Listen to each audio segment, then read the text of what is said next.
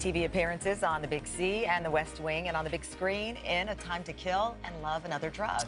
Now Oliver Platt is teaming up with Warren Beatty in the new movie Rules Don't Apply. He plays a businessman trying to get a face-to-face meeting with Howard Hughes, which proves to be a lot more difficult than he imagined. We're 14 feet away, 5 feet away, 20 feet away. Which one is your bungalow? We'll come to you. Mr. Forrester? Yeah. There's no reason why we shouldn't be able to do this on the telephone. Mr. Hughes. I'm not going to be able to talk to you until later. What is later? Thank you. Thank you. Mr. Hughes!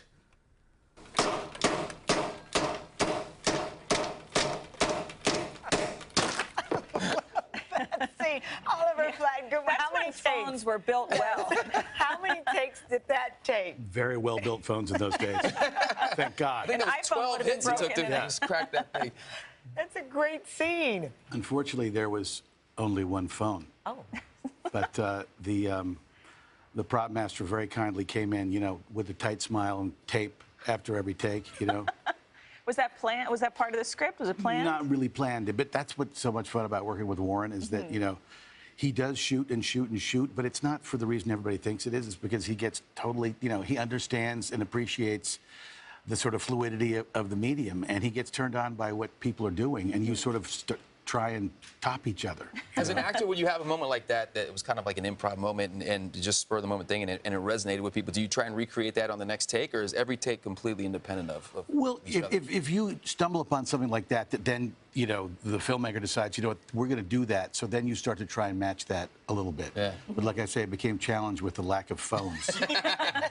We were talking about how you described this film. You said you watched it for the first time alone, and it's just classic, but not in a dated way. It's extraordinary. I mean, sort of like it's like an updated, you know, cross between a William Wyler and a Billy Wilder movie.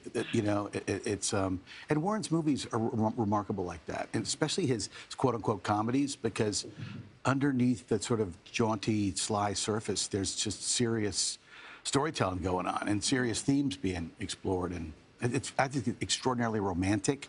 It's very sad. It's very funny. It's very all those things. Anyway, I'm very proud to be in it. And it makes LA seem romantic, which that's been lost somewhere in the years. No question about it.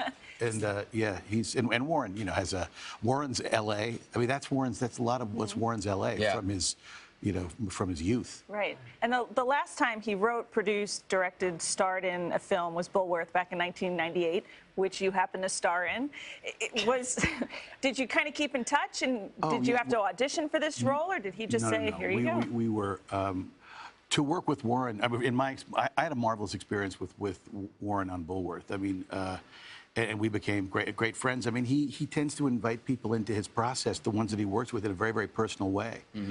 And, you know, it was one of the sort of great, like, gifts of my working life is my relationship with Warren and Annette and their fantastic children. Yeah, he's great. Now, you've got some ties to Chicago. Did you stay up last night to watch the game? I sure did, you know a little something about that town. Well, you know, there was a Warren Beatty gala at the American Museum of the Moving Image last night, and I was, you know, honored to be presenting the Bulworth clip, but everybody was like going, okay, what's the damn score here? And then thank God for the extra innings, because we sort of got to see the end of the... That's true. But what a game. Well, my God. I think the writers should find a way to incorporate that into the show. Well, we'll see. We'll see.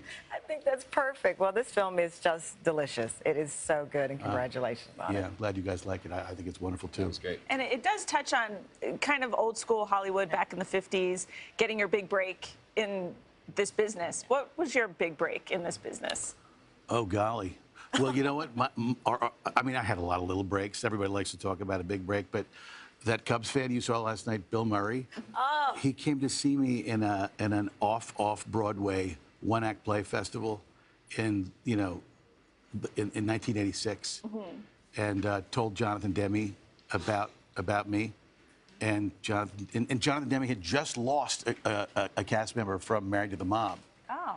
And he called me up and we had lunch. It was Bill. It's all So talking Bill about. Murray Bill started Murray. your career. Bill Murray had a tremendous amount to do with it. Yeah. I love incredible. that. Very nice, very nice. Well, Rules Don't Apply hits theaters November 23rd. Treat yourself to it. It is really good. Next. Hello, Today fans. Thanks for checking out our YouTube channel. Subscribe by clicking that button down there and click on any of the videos over here to watch the latest interviews, show highlights, and digital exclusives.